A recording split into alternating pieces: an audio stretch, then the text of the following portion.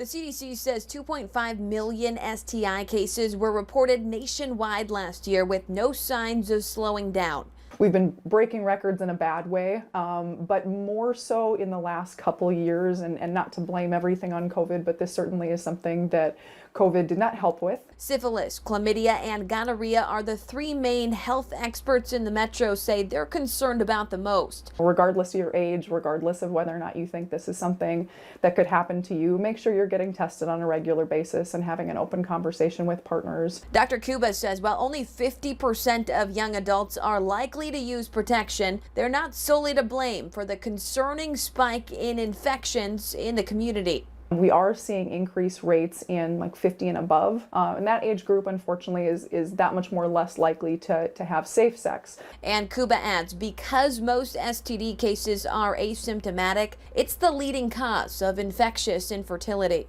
In the Fargo-Moorhead area, I'll hear a lot of people say, well, yeah, but we don't have that here. Oh no, we have it here.